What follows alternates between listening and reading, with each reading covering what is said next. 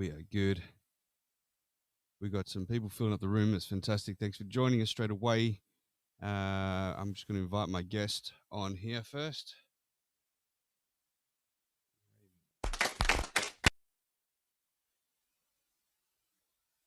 Okay, here we go. Invite.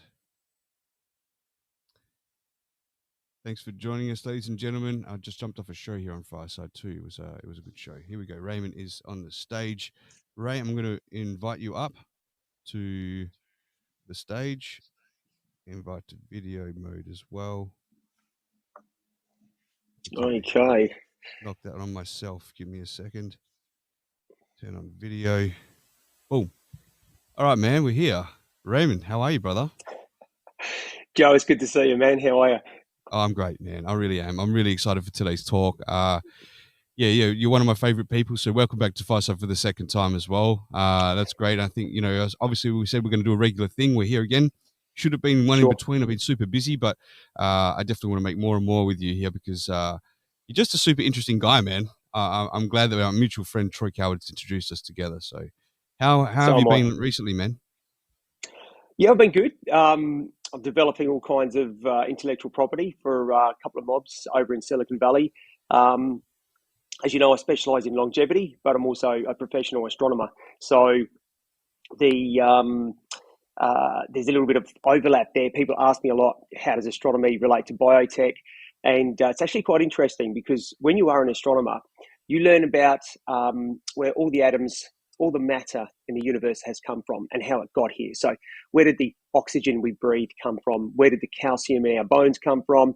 Where did the iron in our blood come from? And all of that comes from inside long dead stars that have gone supernova and ejected all that stuff out into the cosmos. So we're actually made from, you could call it the waste products of dead stars. You could call it stardust, whatever floats your boat. But that's what we're made from. And early astronomers, they were the ones that invented optical systems. So when you go through an airport, you'll see that sometimes the people in the airport, they swab your shoes, they swab other things, and they put them in little machines. That's a technology, or that's a field of science called spectroscopy, where we shine light through certain molecules, and the type of light that's absorbed or reflected or transmitted through, that tells us what those molecules are. So that's what you see in airports.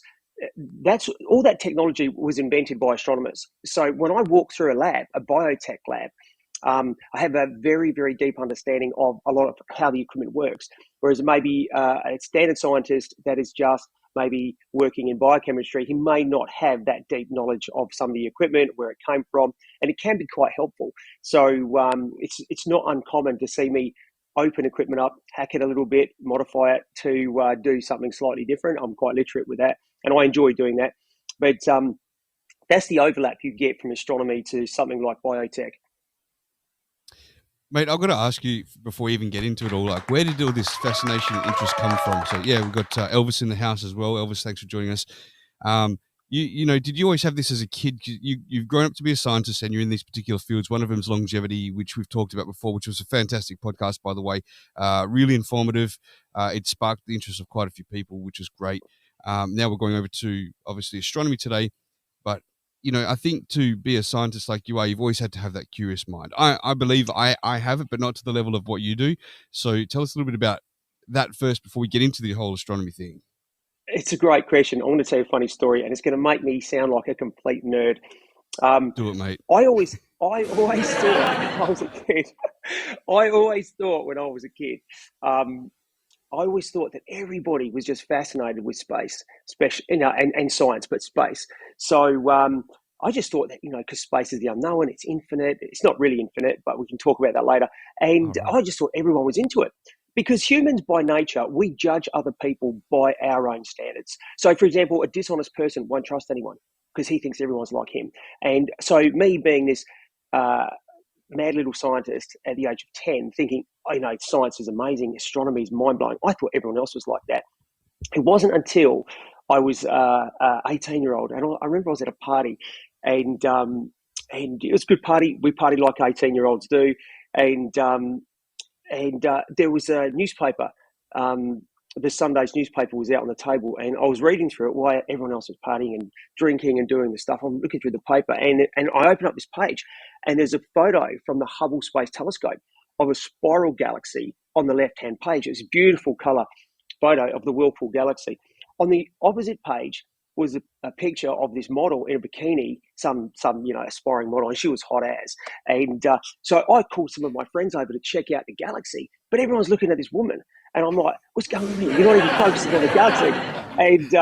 And so it was that moment I thought, shit, people aren't like me, and I'm slightly different. So and you have to be because you're going to come up you're going to come up against some major scientific disciplines where you've got to be able to do mathematical equations this big. And, for example, if we see an asteroid or a satellite, we have to be able to plot the trajectory with a field of mathematics we call astrodynamics. So if you don't have an appetite for that and you don't have an appetite for learning, and I'm going to tell you, I don't just wake up one morning and just automatically do mathematics. I have to, I had to have tutors. I have to do all the extra work. It's a really, really tough journey to get there. And, I had moments where I'm just like tearing my hair out and not much hair up there, but where I'm thinking, why am I doing this? But because I have that natural predisposition and that insatiable appetite to know how everything functions and fits into the universe, it allows me to do it. So I wouldn't expect anybody to go on this journey because it is so, it's so energy demanding. And not so much now, because now I'm on top of everything I need to know and learn. I still learn, but most of the learning was obviously done previously. So I've kind of got to a point now where I'm cruising. But to get here and get the knowledge was a really tough journey. But it made me a better person, and hopefully makes me more interesting to talk to. Absolutely, and I do want to get into the astronomy thing, but I do want to know what that road of progress was. So, what does it take? What's involved to become a scientist like you have? Like, how much study was behind it? And of course, there's a lot of sacrifice you had to make along the way to giving up those nights of drinking with friends or whatever it is because you've got studies coming up. But just wondering what sort of work is involved to become what you've become. So. That's a great question. A lot of people say, well, what is a scientist? What do you have to achieve to use the word scientist? And the metric we use is you need to be capable of performing some form of research. You really need to be able to publish peer-reviewed scientific papers on websites such as pubmed.gov. PubMed doesn't stand for pub or drinking. It stands for published medicine. And so that's pubmed.gov. The reason that these websites that I'm about to speak about, the standard on these websites is so high that if I was to write a scientific paper about any topic, first of all, what I have to do is submit that paper to a scientific journal. My name is removed from that paper. Then it is sent off to other scientists in the respective field. And so they don't know who wrote it, and I don't know who gets to review it. And then those other scientists, usually people with doctorates or who are professors, they will look at that. You can't just rehash something that's already in the scientific literature. So you can't just waffle on about science like a school assignment. You have to make an observation. You have to make a contribution to a field of science. And then, so this is called the peer review process, where other professors and other scientists, they look at what you've written and they said, okay, has this guy found something? Has he contributed to the literature? And if you have, then your paper, and it's usually a 4 to 6 month process, your paper will get accepted, and then a few months later you'll see it on websites such as pubmed.gov, National Institute of Health, and also the National Library of Medicine. They're all .gov websites. If you ever do any research online, stay off Google, stay off Facebook. You want to go onto websites that end in .gov, and pubmed.gov, every document on there is peer reviewed by exceptional professionals and people that are fantastically talented in their fields. So the standard of information is fantastically higher. I get emails all the time from people sending me emails about vaccines and COVID-19, and they're all from .net websites, .com websites, and I try and teach people how to research. And when I look at the papers, they're not even written by scientists or people who are in the field. They're written by a concerned group of mums at the school. And it's okay to be concerned. You can be a concerned group of mums, but learn to do your research, because the information they're pulling off the internet is from websites that are just not peer reviewed, and it's basically people's opinions or what people think the vaccines will do.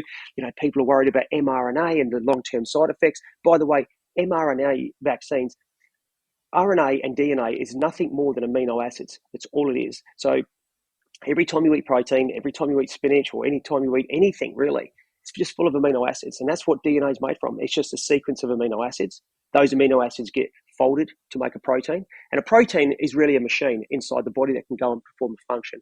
So if you hear all these conspiracy theories, mRNA vaccines, we don't know what the long-term side effects is. Well, we do know what the long-term side effects is of amino acids, and actually very healthy. So there's nothing in these kind of little strips of RNA that can cause some detrimental long-term side effect. The human body has adapted very well to use amino acids for all sorts of things. So I wouldn't have any issues putting a fifth or sixth dose in my body if we keep needing it with new variants coming out. I'm quite confident that these guys know what they're doing.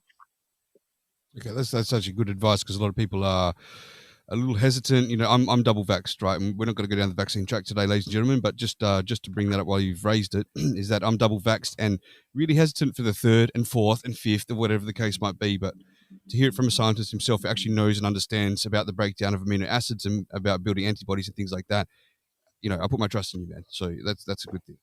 All right. So, Thank you. Well, you sparked me just before when you said today we're going to speak about astronomy.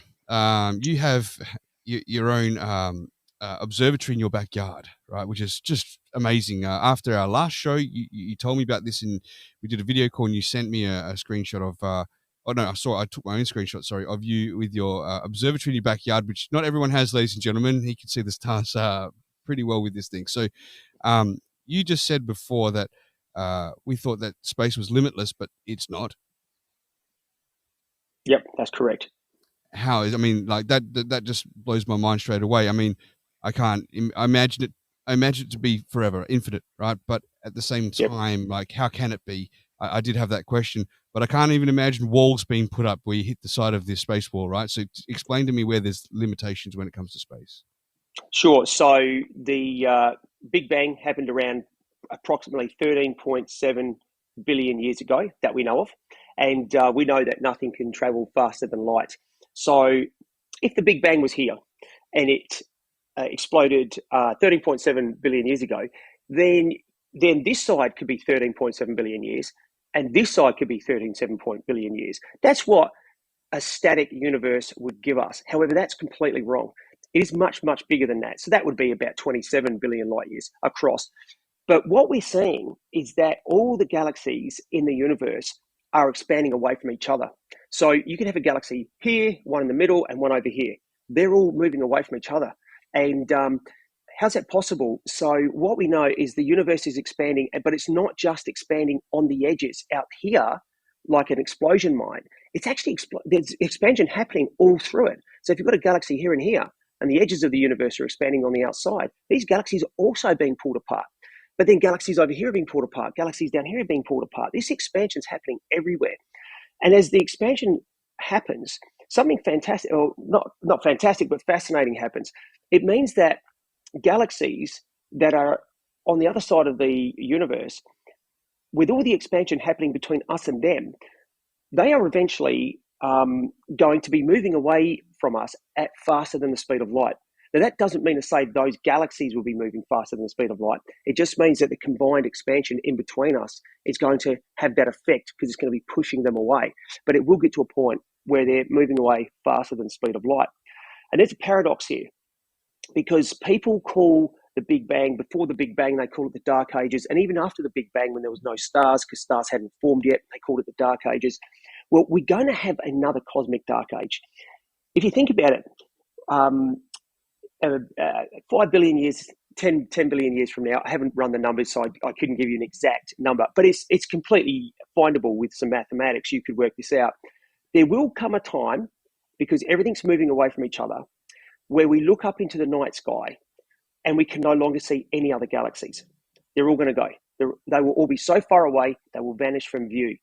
So that means that if you are a young star with a young planetary system 10 billion years from now in the Milky Way somewhere, and life forms on that planet, and then intelligent life evolves on that planet just like it did here, and these people they build telescopes for the first time, just like Galileo did, and they point it to the sky. Well, they'll see things in our own galaxy, but when they point it out past a galaxy like we do now, they won't be able to see any more galaxies. And they'll think that this galaxy is the only galaxy in the cosmos, just like we used to think that hundreds of years ago. That's what we used to think. And now, because of our observations, we can see that there's trillions. I think there's about 2 trillion galaxies now. And so we know, the universe is vastly populated. But people in the future, a long way into the future, they won't be able to see those galaxies because they're going to be so far away, which is kind of crazy because they're not going to know about the Big Bang. They're not going to know about the expansion because they won't be able to use the galaxies and see the expansion between them to understand or know this. So we're living in a cosmic era where we're very, very lucky to live and be born at this time because we get the full picture of what the universe is, how it's made up, and we can kind of even trace that expansion back to a single point. But people in the future, they're not going to be able to do that. They will live in another cosmic dark age, even though they'll be living in a nice galaxy with their own planetary system and everything else. They won't be able to see the neighbours. So that's coming, but it's a long, long time away. So shouldn't affect us. But yeah, it's an interesting paradox. Okay. So two things that come to mind first, and I know we've got another story that we're going to go into here a little bit later, but one of them is how do they measure how many trillions? I mean, you said trillions of galaxies in the universe, right? Like, how do they even get around to measuring that? How do they measure distance of where stars are and things like that? Because we're only looking through telescopes and things like that. Yes, great question. What sort of unit do they use to do that? Yeah, so software, very powerful computer software, very powerful telescopes can do all that. There's a class of galaxy called a UFD, ultra faint dwarf. So when I was doing my degree in astronomy, I think it was 2 billion galaxies. There was 2 billion galaxies that were observable from telescopes, and but then a new class of galaxy was discovered called ultra faint dwarf. Now, these ultra faint dwarfs, you can't really see them with a standard telescope. You need the big telescopes on the top of mountains, but they were everywhere. And then the number of galaxies went from a few billion to they estimate 2 trillion. They do that a couple of different ways as well. They can software does a lot of it. But also they can actually weigh the galaxies. So you can weigh a galaxy, and you can look at the rate at which a galaxy spins.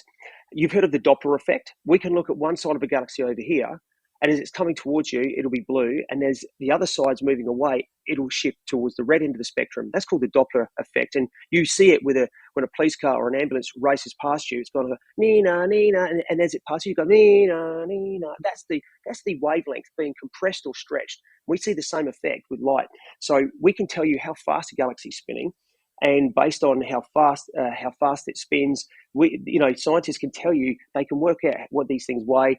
From that, they can work out what the gravitational influence is on the surrounding galaxies. And from there, you can estimate if there's something tugging on it, there's something there, but we can't really see it. And of course, ultra-faint dwarf galaxies were in this equation. So they estimate 2 trillion now, which is a lot of places for life to exist, which we'll talk about shortly. Absolutely. And so would it be fair to say that even though this current day and age that they've got 2 trillion potential universes out there, that there still might be more discovery past that they haven't got the equipment or ability to look at yet, or are we pretty much at where we're at to know that? So we've got the James Webb Space Telescope now. So the James Webb Space Telescope launched on Christmas Day 2021. It's currently unfolding all its mirrors. This machine is going to see back in time. So this machine is a time machine. You can't get in this machine and go back in time, but you can certainly capture photons which have been traveling for billions of years, which means if you look at a star or a galaxy, it's pretty crazy. If you look at a star or a galaxy that is on the other side of the cosmos, and that might be 30 billion light years away, by the time that light reaches the James Webb Space Telescope, that light is now 30 billion years old.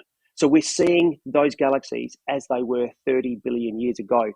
Now, how's that possible? Because the universe is only 13.7 billion years old, so we can't really go back further than that. But what we can do with the James Webb Space Telescope is we can see the first few million years after the Big Bang.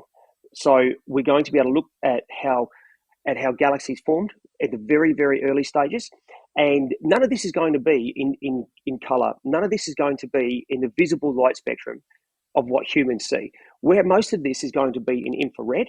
And infrared, there's a couple of reasons we use infrared. One is because infrared is basically a heat signature, so we can see through dust. There's a lot of dust in the universe. It's quite dusty up there, so it allows us to see. Yeah, it allows us to see the heat signatures through the dust. And also, what we need to do is we need to cool down the James Webb Space Telescope. So it needs to be operating at absolute zero, because if it has the slightest bit of warmth from the sun, and it's got these massive shields to protect it from the sun, if it has the slightest bit of warmth, the CCD sensors that are inside the telescope, they will just see themselves, because that's how sensitive they are to heat. So this thing needs to be cooled down right down near absolute zero. I think it's going to be about 6 Kelvin or lower, so that it can see the faint infrared signals coming in from deep space. Now, we can't see infrared with the human eye, and we can't see radio signals. We can't see a lot of those wavelengths. And the wavelengths that we can see, we have nicknamed the visible light spectrum.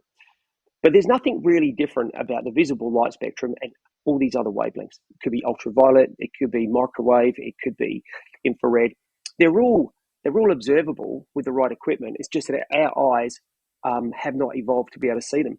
So James Webb is going to not just be looking at infrared, it's going to be looking across the radio spectrum as well, and it's going to capture those radio signals, and then it's going to convert them into a digital image that we can see on a computer screen. So it's going to capture data that we have not evolved to see, and that's because that data is much more important than the visible light spectrum data that we take for granted every day that we use. So we should be able to see the very, very earliest moments of creation in the cosmos with this device, and we should be able to see back in time as well to see what things used to look like. That is absolutely fascinating to me. I'm excited to see what sort of results come from that. Yes, if any of the listeners do want to leave voicemails, this is an interactive podcast, so feel free to send me a message on Instagram, a voice note, and I'll be able to play it for you here. So, Raymond, something that you mentioned to me, and you just mentioned before, our eyes can't see color. You said that to me on a phone call before. Can you give me the breakdown of that? Because I had a question that I've always been curious of. Is that, we're taught color as we're raised, right? So what's blue to me may not be the real blue to you is what I'm thinking, right? So like we all describe it as blue, and we might describe it as that cool color or whatever it is, but someone else might be seeing it brown and relate it to that. In my mind, I don't know. It's just something I thought, that do we all look up and really see the same color blue in the sky, or is it that the blue definition that we are aware of? Give me a breakdown. I mean, it's just a curious thought I had, but you said that we actually don't register color, or no, our brains register color, but we don't actually see real color. Something like that. That's right. So anybody that thinks color is real is in the matrix, and don't believe the experience that your brain gives you, that the universe is the way you see it. It's not. It's completely different. This thing behind me is not red. It's not red at all. Your brain is telling you it's red, and I'll give you a crash course on optical physics. Every particle of light, so light travels in a wave like this. Now you go up and then down, and then up and then down. Now those two parts that are up, the distance between the two high parts is called the wavelength. So a red wavelength might be kind of one that looks like this, but a blue wavelength might be much more like this, right? Our brain simply interprets the wavelength of what we call electromagnetic radiation, and then it interprets that into colors to give us a rich, vibrant experience through life. Most animals do not see the visible light spectrum. Butterflies see in ultraviolet. Reptiles see in infrared. Dolphins see certain colors. Dogs see different colors. It would be very, very, it would be ignorant of us to think that just because we see the universe with these colors, that's the color that the universe is. The universe is actually probably not made up of any colors. In fact, the universe is probably just multiple shades of gray, and we have evolved to interpret those shades of grey into colours to give us a rich, vibrant experience.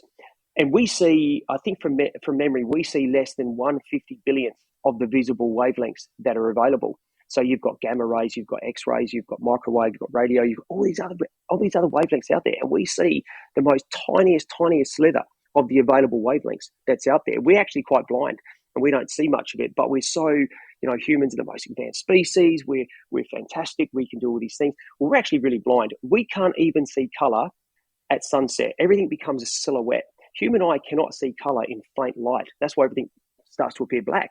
When the sun goes down, you go, oh, look at everything, but everything looks black. So the human eye, as fantastic and as complex as it is, it's not very advanced, and doesn't let us see, many other wavelengths that are out there. But yeah, color does not exist, and it only exists because the visual cortex interprets the electrical signals coming down the optic nerve, and at that point, it gives us this color experience. But color does not exist outside of our eyes, and neither does sound as well. So it's worth mentioning, Joe, that sound does not exist either. Again, this is something where people are so plugged into the matrix, they take it for granted. They see me talking now, and they go, but I can hear this guy. I've got the speaker in my iPad or my phone. I've got my earpods in. I can hear this guy talking. What does he mean? Sound doesn't exist. Well, when I sit here and talk, the only thing I am doing is moving airwaves at the speed of sound, 300 meters per second. The universe is completely silent. It's completely silent. Those airwaves, as I talk, vibrate the diaphragm in the microphone on my iPad here. They are converted to electrical signals. They hit your speaker, which then simply vibrate air to your ear canal. The auditory nerve then sends electrical signals to the brain, and you interpret those electrical signals as sound. But between me and you is total silence. But we become so used to watching each other talk, to seeing cars drive down the street and we can hear the muffler. Well, so we think sound is real. It's not. The only thing that car's doing when it drives down the street is it's vibrating the air, which is completely silent. There's no noise.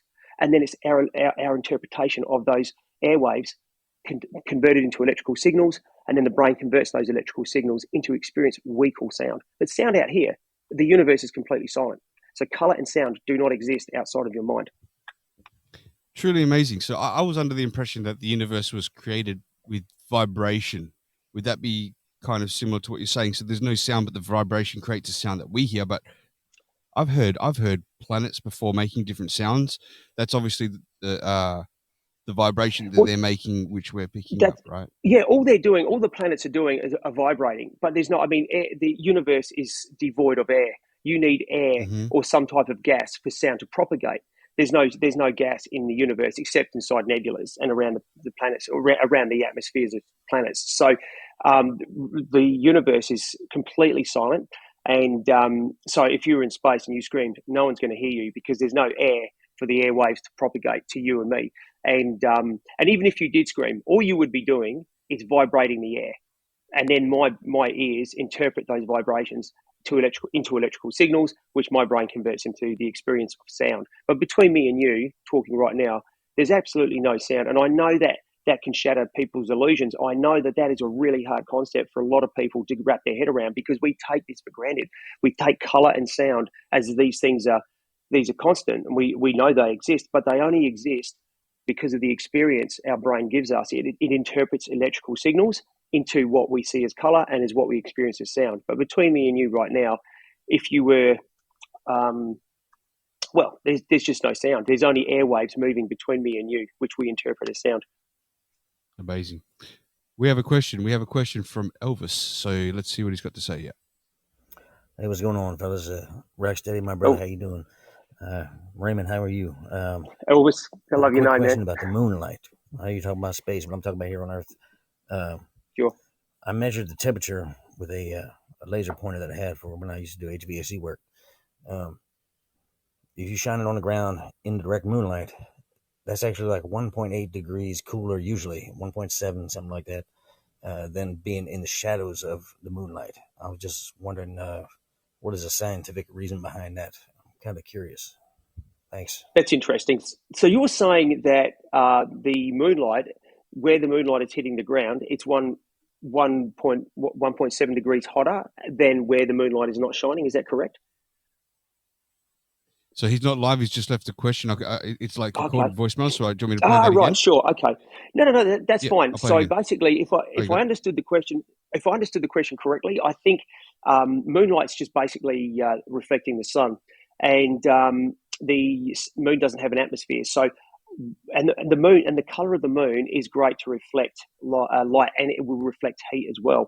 So we call that the albedo of a planet or a moon. So how much it can reflect, that's the albedo. So the albedo of the moon, it will reflect light, and that's why it looks so bright when it's a full moon. It can be quite bright. So that also means it will reflect heat. So yeah, there will be a tiny bit of heat, but I didn't understand the point with how you use the laser pointer. Maybe you can repeat that question for me, Joe. Yep, yeah, that's it. Here we go. Hey, what's going on, fellas? Rocstedi, my brother, how you doing? Raymond, how are you?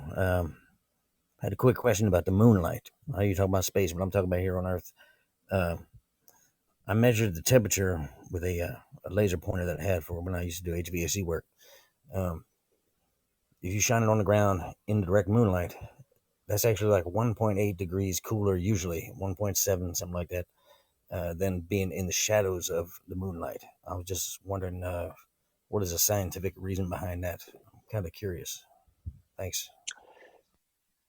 Yeah, okay, so I've got the question. So I don't really know. I think that the laser is interfering with the way you're measuring if you're using one of those infrared temperature guns and you're shining it at the ground at the same time to monitor the temperature of the laser on the ground, I would say that the wavelengths of light coming off that laser interfering with the infrared sensor inside that little temperature that's if you were using one of those infrared temperature guns. But I would say it's just it's overflowing the infrared temperature gun. They're not really designed to measure lasers and things like that. So I'd say the measuring equipment just couldn't figure out what it was trying to measure. Sure.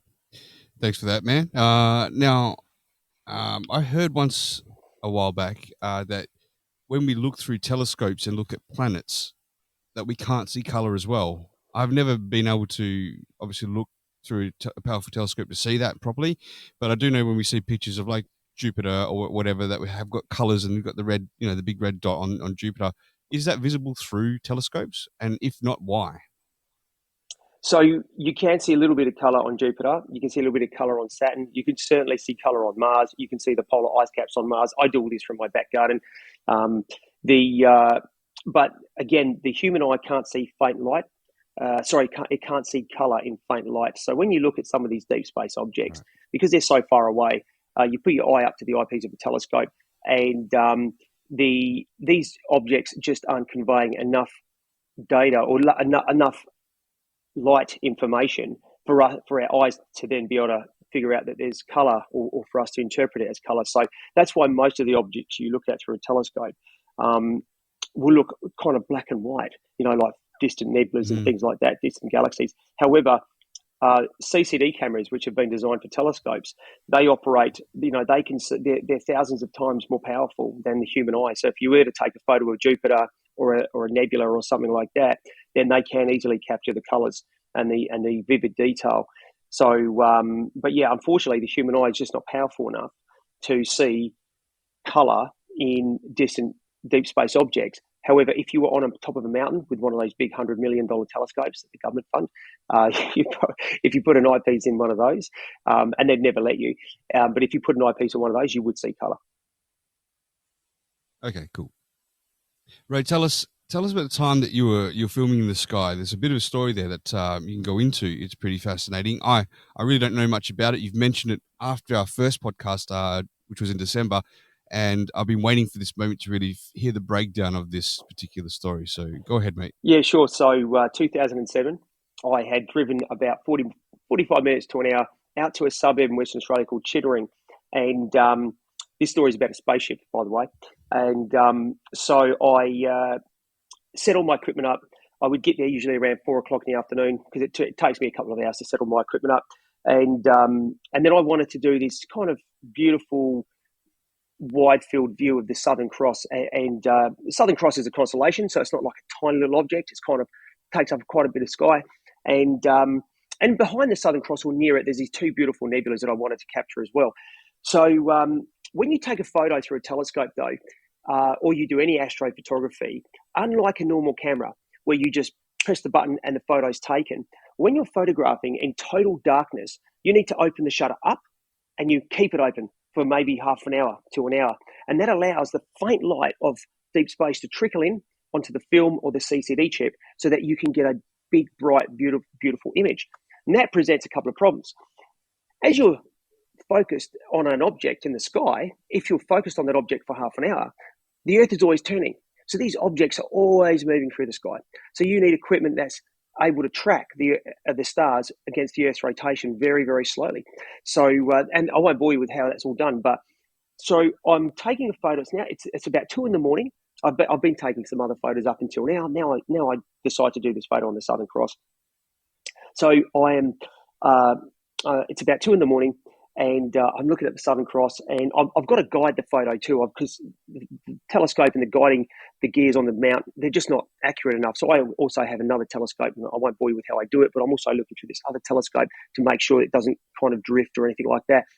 And 20 minutes into this photo, it's a half-hour exposure. 20 minutes into this photo, I look up at the sky, and I can see this star. It's not supposed to be there.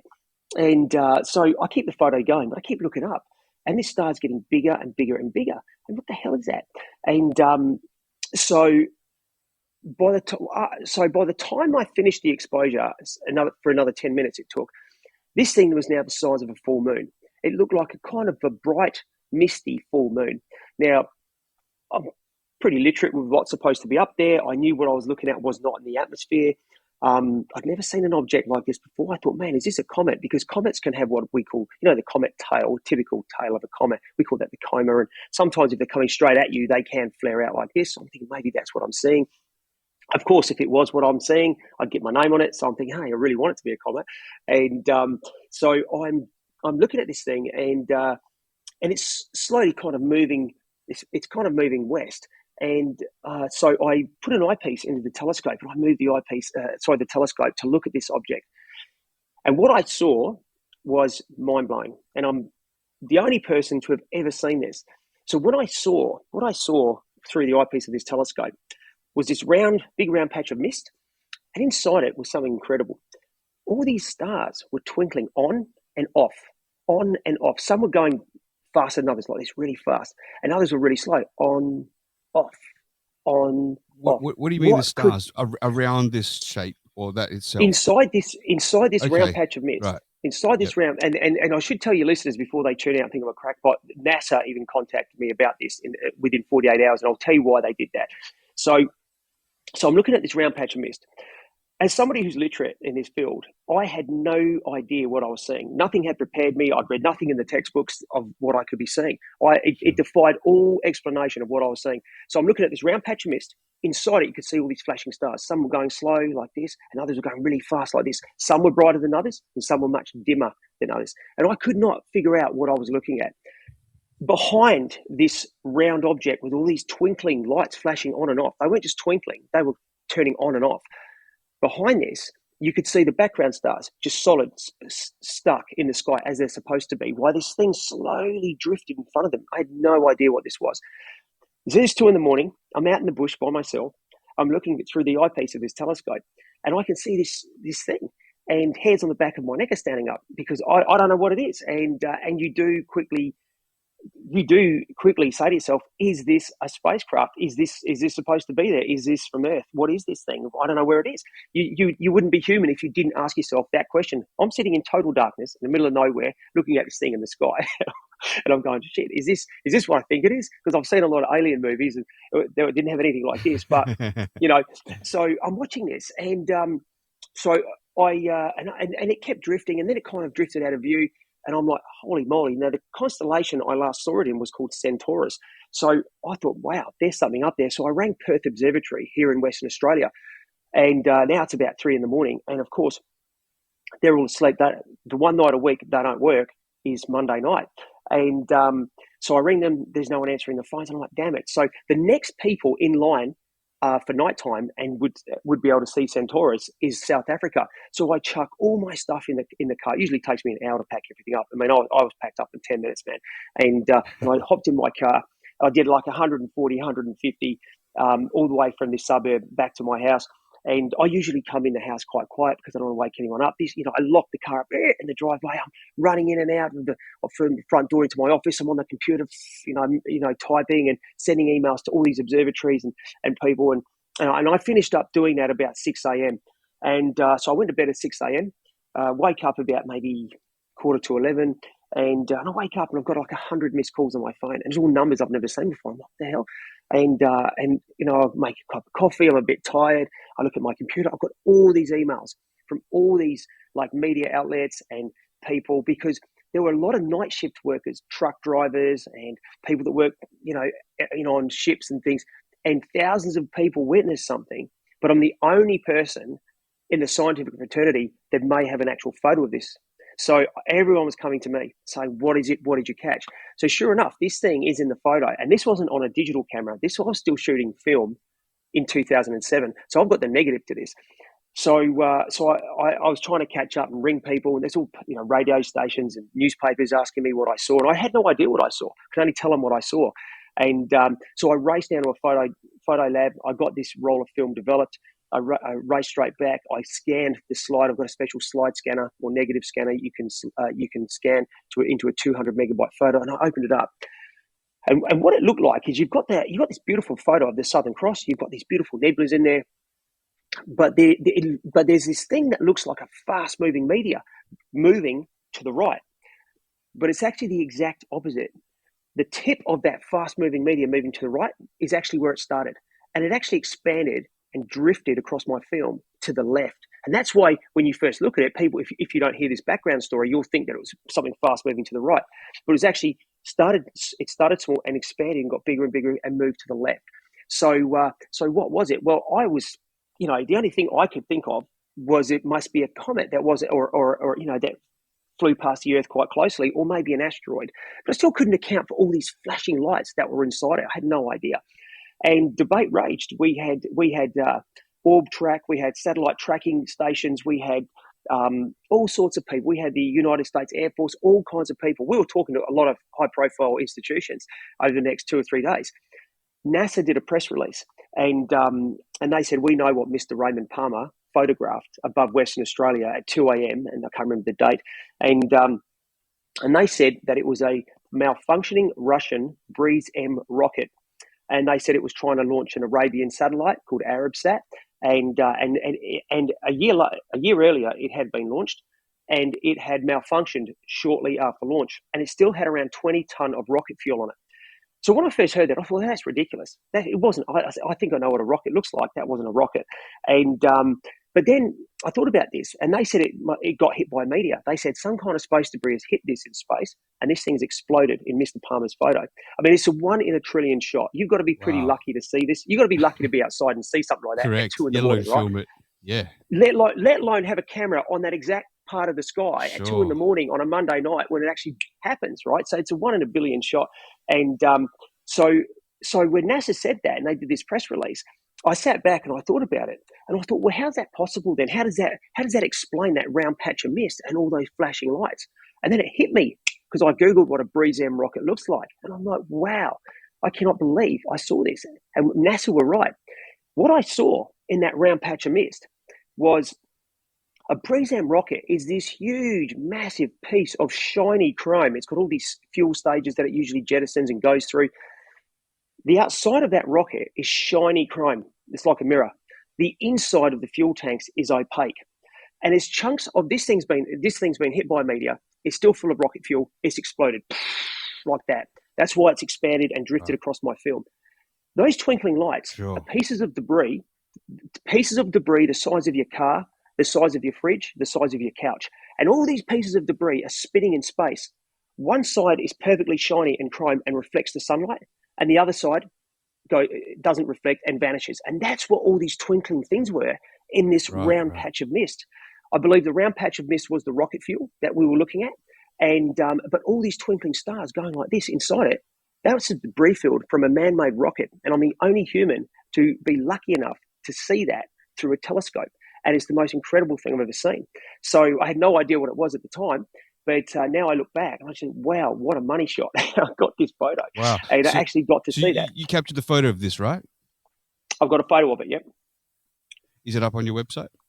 It is absolutely on the website. Yep. Can you give that website a plug right now? Because I didn't get to put that in before this show. I can. I'm just going to tell people exactly what photo it is when they go there. So the website is 4 words: thecosmicartgallery.com. Thecosmicartgallery.com. And I'll tell you exactly what photo that is when we go there. So when you're looking at it, you'll see some of my photos on there, and it is the 5th line down on the left, and it should look. It's the 5th line down on the left, and the photo looks like Cosmic Art Gallery. I need to just pop that in there. I should be able to save that cookie now along the bottom of the screen. The cosmicartgallery.com. Oh, yeah, beautiful. Yep. So it should be a clickable link now for people to go in and have a look at that photo. There you go. That's the photo. You can actually see it. You can actually see it quite good on your phone there. Yeah. Yeah, so even though it looks like a fast-moving meteor moving to the right, don't be tricked. It was moving to the left, and it moving incredibly slow, almost too slow to see any movement with the human eye. So there's a picture of the BRIESM rocket on there. I think, there's a picture of the BRIESM. There you go. That's the thing that exploded, and I got to see that. Wow. So pretty that's cool. Amazing. So that is it was amazing, man, and then NASA reached out to me, right? And they and you're gonna laugh, and I think it's funny, and I do make fun of it. NASA reached out to me and they said, "Ray, we need your help with something." And I said, "Sure, you want my help? I'm happy to help NASA. What do you need?" And so it's not every day NASA say, "Can we get your help?" And so they said, "We want to know your longitude and latitude of exactly where you were, down to maybe 3 or 4 meters." They go, "We want to, and we want to know the field of view to your we want to know the field of view of your camera. We want to know the exact time you think it happened." And all these types of stats they wanted. So for a couple of days there, I got to assist NASA, and that's pretty cool. And I have a joke with my friends sometimes. If I'm sitting having a beer with my friends and my phone rings, I'll say, "Sorry, mate, NASA need help again," and I'll walk out the room to take the call. So and they'll shake their head at me. But no, it's pretty cool, man. And certainly won't forget that in a hurry. So the reason NASA found out is because when you made those calls first to the Australian observatory and then the South African one, the word got out from that pretty quick, right? Well, no, NASA, they track everything. They know what is going around the Earth at any one time. So every single satellite that's orbiting the Earth, they need to know where it is, so that nothing bangs into the space station and nothing hits the Hubble Space Telescope. So they track everything, and they lost contact with the this Russian rocket. They've got tracking stations all over the world. So if someone so much as passes wind up in space, NASA will know about it. So they have an incredible infrastructure around the world to track man-made satellites, and they didn't actually have to know from me to say I photographed something. They probably just picked it up because they keep in touch with all these observatories and these satellite tracking stations. So they somehow found out that I had a photo of it, but they knew well in advance. They probably knew within minutes that thing had been hit or they'd lost contact with it. So they have a department called the Orbital Debris Program, and the Orbital Debris Program, it's their job to follow satellites and debris, and there's a ton of debris up there. It's actually quite crowded. I mean, Elon Musk, his Starlink has already released, I think, 30 or 40,000 satellites in his Starlink network. There's already about 30,000 satellites up there. I have satellite tracking software, and I only track certain satellites. I'm not interested in a lot of others. But, you've got the GPS, you've got the Iridium network. When I turn every single satellite on and look at the Earth is just surrounded. You can't even see the Earth from a three-dimensional view. It's just space is so densely packed around the Earth, people wouldn't believe how much stuff's up there. But it's a busy sky.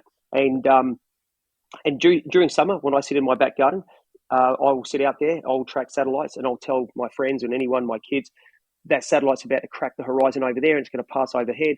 And we sit out there, and when you actually stare at the sky, sometimes you can see 5 satellites moving in the sky at any one time. If you're keen like me, and you can exactly what's up there. So it's kind of like kids love it. I do it for them mostly, but it's quite crowded up there. I love it. I had one of those satellite trackers as well, and I do look out for that in the sky as well myself in the past. There's one thing I want to put to you. I can't exactly say I've seen a UFO before in my life, but there's something strange that I saw. It probably can be explained away scientifically, although it's weird. But let me throw it to you, right? So, Yep. obviously, I lived in Thailand before, so we stayed at my in-laws' house, which is right up north, right away from any cities. It's farmland. It was beautiful. No light pollution. The stars are just beaming at night. I mean, with no full moon, it's just the whole cosmos is lit up, right? Yep. And I woke up really early one morning. It might have been 4 a.m, and I went out for a coffee, and I'm just looking up at the stars, and I saw what I thought was a satellite, and it may well be, slowly blinking on and blinking off, coming across just from north to south. I was watching it. There was nothing else going on. It was quiet, clear, beautiful, bright sky. And I was watching it, and I was going to get my phone out to see if I could get the satellite tracker and see if I could see which one it was. As it kind of got above me, it blinked off and then just shot to the west of the sky in a blink of an eye. Gone. And I don't know if two things. Obviously, a UFO, unidentified flying object that I don't know what it was, unidentified, or a satellite that was blinking on and off and happened to be some sort of shooting star that came across at the same time as that satellite dimmed out. I don't know what it was, but the chances of that happening was crazy. But you've seen some crazier things, so who knows? But yeah, please explain away. Okay, so the first explanation is LSD. Were you using? I'm only joking. It wasn't LSD, but I was pretty damn high. Yeah. So we were in Thailand. I don't know. A lot of party people go there. So we use mushrooms there. Fair enough. So what you saw was what we call a detached satellite, and they're rare, but they're fantastic. I saw one last week from my back garden. So a detached satellite is a satellite that we've lost control of. And the reason satellites reflect light back down to the Earth is because they have these huge solar panels, and they're like mirrors. So what you're seeing is a satellite that we've lost control of it, and it's slowly tumbling. So as it's orbiting, it's slowly spinning as well, like this. So it reflects light and then doesn't reflect light, and so as it slowly spins. So what you saw, I've only seen a handful of those in my life, so you were very lucky to see one because they're not common. Okay. So you saw a detached satellite, and then probably maybe a shooting star as well. The detached satellites, as it's moving across the sky, it's common for them to just vanish from view, and it will just so it will go out of view. You won't see it, and it will be gone forever. Well, not forever, but it'll be gone for that viewing moment because it moves into the Earth's shadow. Once it moves into the Earth's shadow, it's gone. But then, mate, if you saw a meteor a few seconds, 30 seconds after, which is highly possible, your brain might connect the dots and go, well, I just saw something there, I just saw something do that, so it must be the same thing. It's probably not the same thing. But yeah, you saw a detached satellite, and they flash, they kind of fade into view and then fade out of view, they fade in, and they're really cool to look at. So you're lucky you saw one. Okay, that makes sense. And by the way, that shooting star thing that happened was the moment it was tumbling, the moment it tumbled out of sight, from that point forth is where it shot across. And I watched it shoot across the sky. And I was there in awe because I couldn't explain it away until, obviously you speak to someone who's more knowledgeable about this, but till the day, and this was 5-6 years ago that I saw that. Another really crazy thing I saw was I was in Lancelin on a summer's night. And again, it was actually late at night rather than early in the morning. And I saw I heard this crackling of what must have been a little meteor, or I don't know what you call it, or if not a comet, but something small. It seemed like it was only like 100 meters in the sky. Obviously, it was higher, but I saw it just past the sky and I heard it go crackled across the sky and disappeared. That was just fascinating to see, Yeah. So they do make noise. Obviously, it was a lot higher than what it seemed, but it seemed like it was really low. Obviously breaking up into the atmosphere, right? Yeah, just phenomenal. So, but it's not just breaking up; it's exceeding the sound barrier, and it's also heating up as well. So when it heats up, it heats the gases in the atmosphere so quickly, just like lightning does, that it makes like these little cracking sounds, crack, crack, crack, crack. Crackling, yeah. So crackling. Yeah. So yeah, that's pretty cool too. Not many people get to see those or hear those. Okay, so now we, if any questions want to come through, by the way, from any of the listeners, feel free to chime in the Chimers group, leave a voicemail. I see Brianna's in the crowd there. Brianna's one that you did a podcast with not long after we did our last one, so go and check that out on Brianna's channel as well. Okay, advanced life or just life? Let's start with other life on other planets. Do you believe that Sure. there is? How Absolutely. advanced do you think it Yep. could get? Yep. Let's go into that a little bit.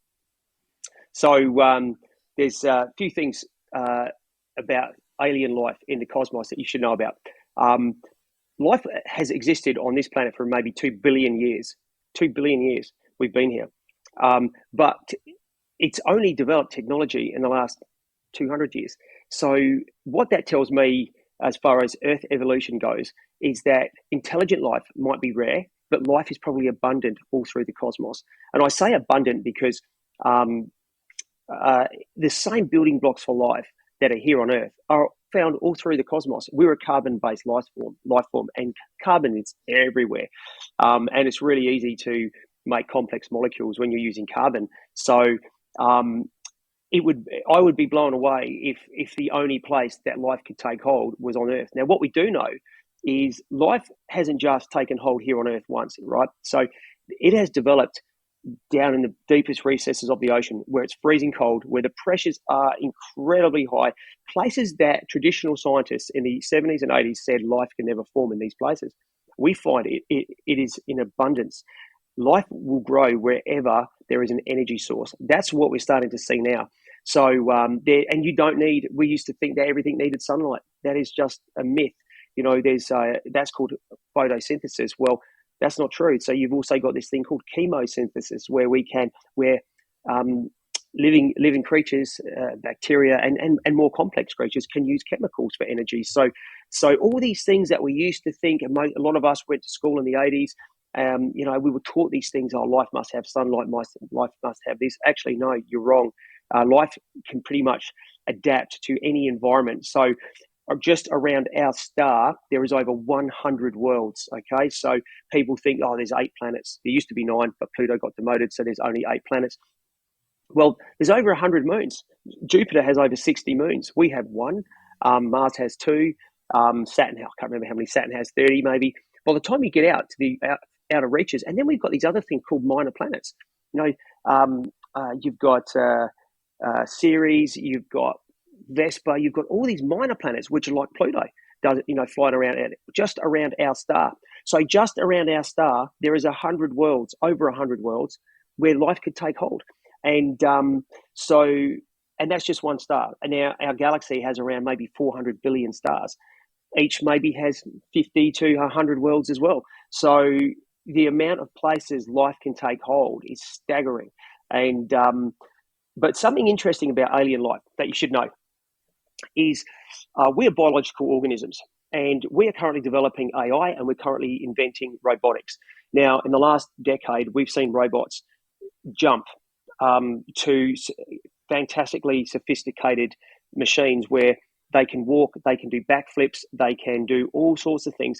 With the artificial intelligence software that's coming out, you've seen Tesla having self-driving cars. These things can now recognize shapes, they can avoid shapes, they can interact with their surroundings. It's still very, very early days. But I can tell you this, that robots and artificial intelligence, it has jumped the evolutionary ladder by 1 billion years. It takes humans about 18 to 20 years to self-replicate. So if we want an adult human, we have to wait 9 months for the pregnancy to come to fruition. Then we wait another 18 to 20 years for self-replication, or for that young baby to grow into an adult. So that takes about 20 years. We're a really, really slow evolving type of species, whereas AI and robotics is not. Once, and I'll tell you why I'm telling you about this in a second in relation to aliens. Once robots become advanced enough where they can walk around your house, do the vacuum cleaning, do your washing up, do the washing, and do all the things around the house that you don't want to do. And that's coming. That's going to be here. We're probably looking at 15, 20-year time span for that. But we've already got robots that look human, can move fingers and grab things and do stuff like this. It's just the software now needs to be improved so they can walk around a person's house. These things have jumped the evolutionary ladder like you wouldn't believe. And in another 50 years, they'll probably be a lot smarter than us. They're going to do a lot more things than we can do. When it comes to space travel, as far as we know it, can be quite harsh. You've got radiation, you've got the frigid temperatures, and biological organisms are at a disadvantage for long-term space travel. Biological organisms are. Also, biological organisms suffer from biological decay, such as aging, diseases, and we're fantastically complex. But we're also very fragile. We have to be in a certain atmospheric pressure. So, if, for example, if I had a gas mask so I could breathe, but was in space without a spacesuit on, I would explode, right? Because the pressure of all the fluids inside me are always pushing out on my skin. And it's the atmospheric pressure that's holding me in like this now so I can talk to you. But a synthetic organism, a robot made from some type of high-tech material, he wouldn't have those problems. He wouldn't have to worry about pressure. He wouldn't have to worry about temperature.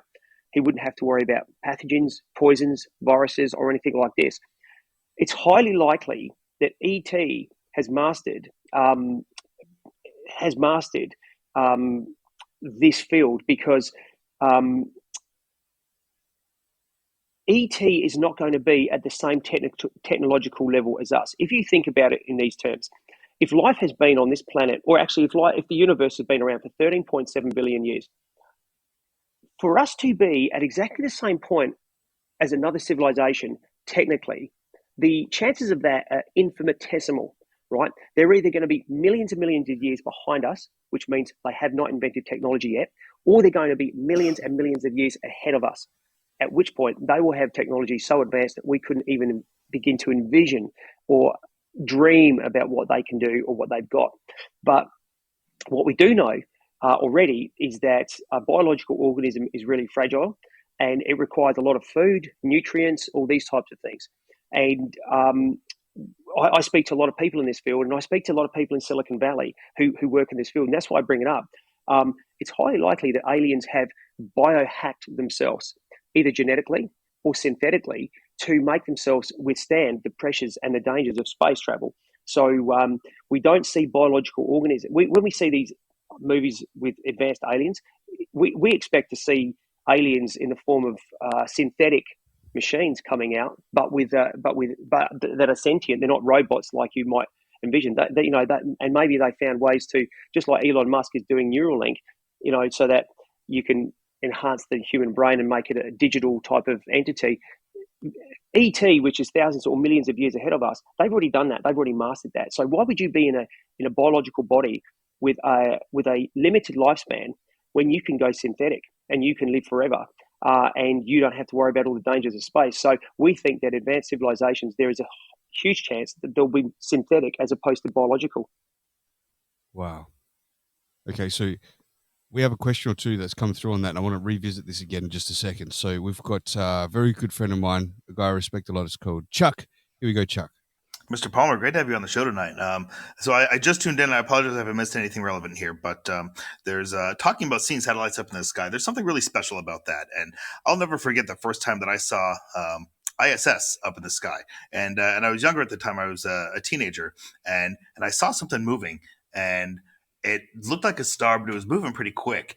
And so I looked it up, and I realized that was the International Space Station, and it blew me away. And ever since then, I'm on the lookout for it, and you see satellites up there all the time, and you can just see it with your naked eye, not even with a telescope. And there's something really incredible about seeing that, and just having that connect you with our capability as a species to be able to do that and put something up there in space that you can just see with your naked eye from the ground and know everything that goes into that. It's really incredible.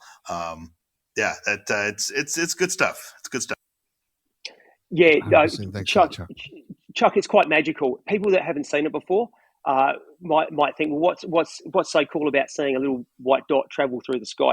It's actually quite magical when you realise that this machine is the size of a football field. There's 10 people living on it at any one time, and it's also got a lot of resupply vessels. So SpaceX now has the Dragon Crew vessels going back and forth, and also the Russian what's it called? It's called Roscosmos or something, their space agency. They have resupply vessels going to it all the time too. They're called Soyuz craft.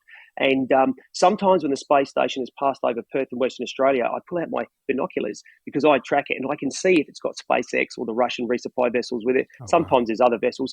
Yeah, sometimes when you look through a telescope, what you'll see is the big bright star. And I mean, it's fantastically bright. It passes overhead. That's the space station. That's the big object with all the solar panels. But through binoculars, and sometimes even without binoculars, you see these little tiny white dots following it or in front of it. And they're either the SpaceX resupply vessels or the Soyuz craft either docking or undocking so they can come back to Earth. So it's really cool to see this big mothership, and then you've got all these little supply vessels following it, cruising around like that. And you look up there, and you go, "Wow, that's actually happening in my lifetime." And I appreciate what's going on up there. So I enjoy looking at it. It's kind of awe-inspiring. Totally amazing. I mean, I don't know if it fascinates other people. It's funny that you said the story before when you went to the party. You're looking at the page with the universe on the page at the time. Like that's what I would do too. Like, I mean, there's plenty of hot chicks around, man, but to see that stuff it's more rare and mind blowing by far. Yeah, absolutely. Stimulates me. Yeah. So, all right, we've got a message here from Truthful Sweet. Thank you for joining the show. Here we go, Truthful. Is it true that we were gonna get hit by a meteor or what? I've got bad news. It is true. We are going to get hit. We don't know when we're going to get hit. There is an asteroid called Apophis, which we're watching. I think that's coming past in 2028, and it's going to come between the Earth and the Moon. It'll be about maybe 150,000 kilometers away. Now that is so close. It's crazy close. And when you're talking in astronomical terms, there is over 100. I think there's over 100 asteroids about the size of a mountain that are on Earth crossing orbits that we know of. We're still finding new ones all the time. And if you look at the Earth history, we've been hit hundreds of times by big asteroids, which cause mass extinction events, maybe not globally, but certainly locally to an entire continent. A third of those asteroids, actually 2/3 of those asteroids, mathematically will hit the ocean and cause huge tsunami events. The reason that we don't see craters everywhere on Earth is because of erosion. We have an atmosphere, we have wind, we have rain, and because of that, a lot of the crater record gets wiped out over millions of years. Whereas if you look at the moon through a telescope, every part of the moon's covered in craters. And where it's not covered in craters, you'll see lava lakes, these kind of dark solidified areas where they're just flat. Well, that's because an asteroid was so big, it cracked the mantle, bang, and lava has spewed up and then cooled, and it's all flat. So every part of the moon is covered in craters. The reason that has a long history, or we can see back over the moon's history, is because the moon doesn't have an atmosphere. It does not have erosion. So we have a permanent record of what's hit it. But Earth doesn't have that. So if you Google how many times we've been hit many, many times, and we're going to get hit again. We get hit on average every 100 years by an asteroid. Maybe they're not Earth killers or extinction level event asteroids, as we've seen in these movies, the ELE events, extinction level events. One hit Tunguska in 1908, which is a place in Siberia.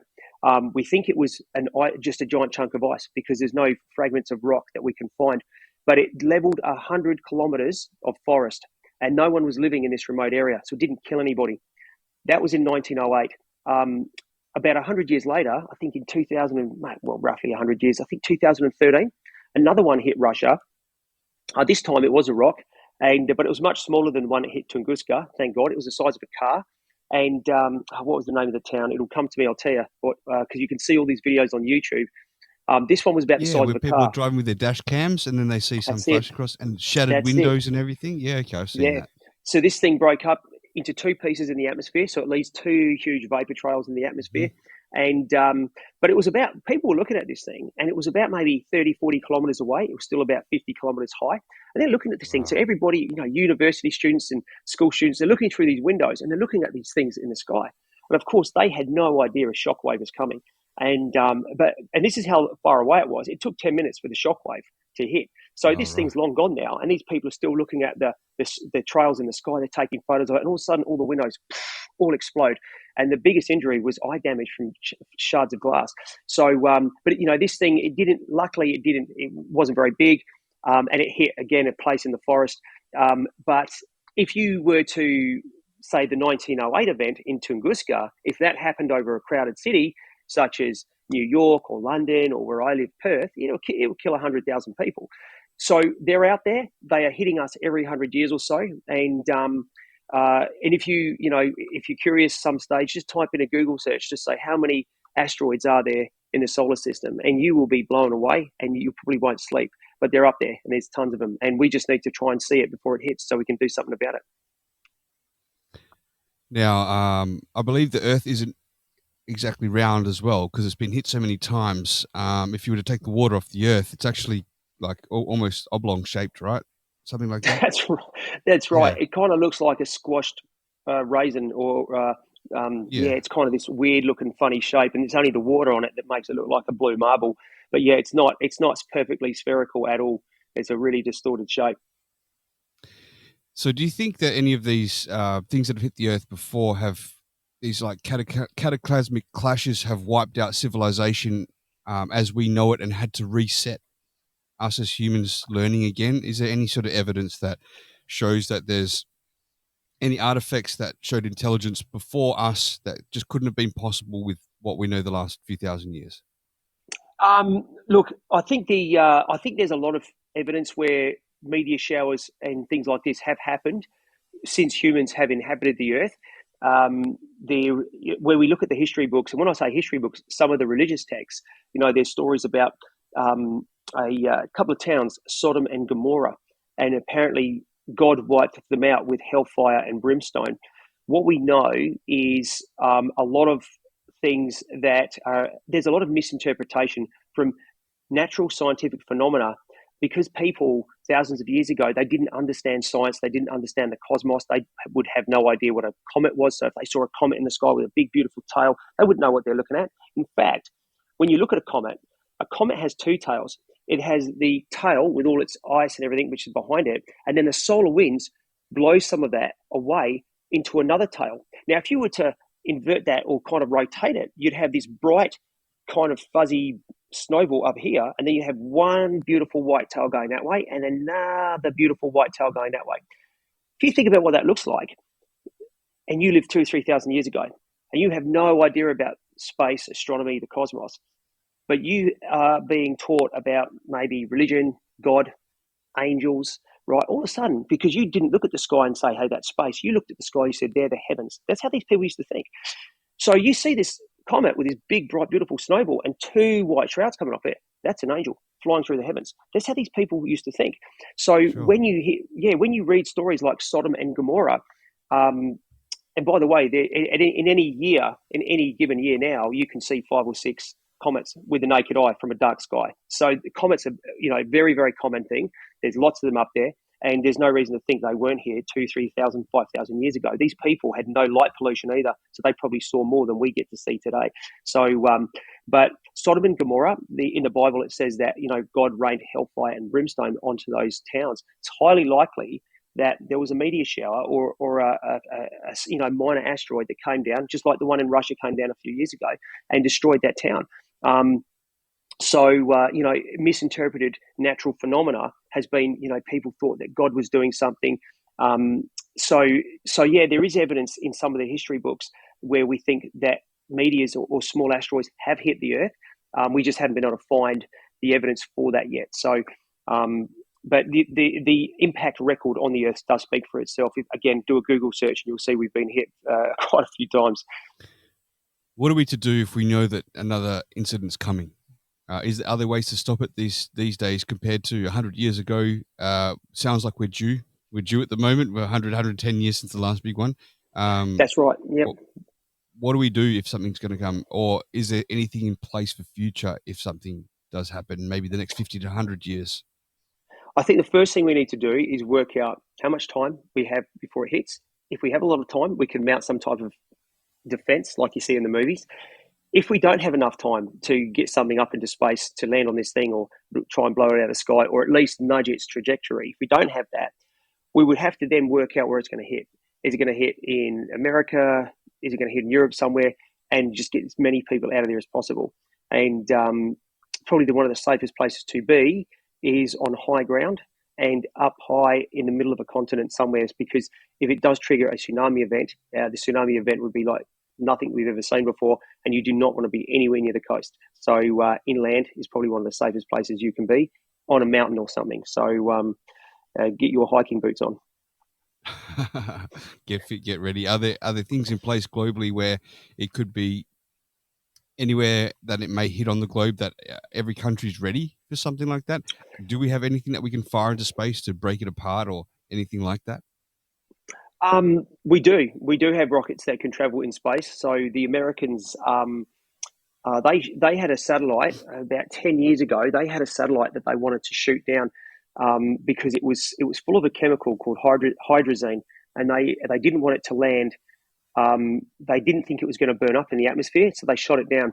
And the way they shot it down was quite mind-blowing when you think about the engineering that has to go into this. They shot it from an underwater submarine. They shot a missile out of an underwater submarine, and so this missile kind of comes out of the water, then other rockets kind of kick into gear, and this thing flies up into the upper atmosphere, and it hit a satellite traveling at 5 kilometers per second. Right now, the Americans have that technology. Yeah, I mean that is mind blowing that they can do that. That's fast. That satellite's moving faster than a bullet. I don't know if you can visualize what 5 kilometers is. It's What's quite that in far. miles? That must be like 3 miles per second. Yeah, about 3 miles a second. Yeah, so this satellite was traveling at say 3 miles per second, and the Americans could shoot one of those down from under the water. You don't even know where their submarine is, and they're knocking down satellites that are moving at 3 miles a second. So yeah, the engineering for that is mind blowing. And I guess that's probably also a way to know that, countries can pull down other countries' satellite networks very quickly. And of course, we are so reliant on satellites for banking, telecommunications, and all this. I mean, one of the first things to go in war will be the communications network. In fact, that's the first thing that countries will attack is the communications network. Because if you can't communicate with your tanks, with your jets and stuff like that, then you can't coordinate. That's right. So it's fascinating stuff. But yeah, so the Americans do have the ability to shoot stuff down in space. I don't know if that missile would be the one that would get sent up to shoot or redirect an asteroid, but I'm sure they would certainly mount it. The US Marines do have a network of astronomers who are actually looking through telescopes and tracking asteroids all the time to protect Earth. So they actually have a couple of really tough looking astronomers who man these special telescopes around the world and keep an eye on stuff. So I'm sure they've got a backup plan. The US usually does. Okay. So there's two different things I want to go into. I'm not sure. Let's maybe finish a little bit about the ET thing. Sure. Obviously, you've given a potential breakdown if it were to be, if there was intelligent life out there that they may have to biohack their own, bodies to be able to withstand pressure and things like that. Do you believe there's intelligence out there that are much more advanced than us? And if so, do you think it's plentiful with life, or do you think that it's far from happening? Do you think we are the only ones with intelligent life right now? My personal opinion, which is not peer reviewed, and my personal opinion is that space teems with intelligent life.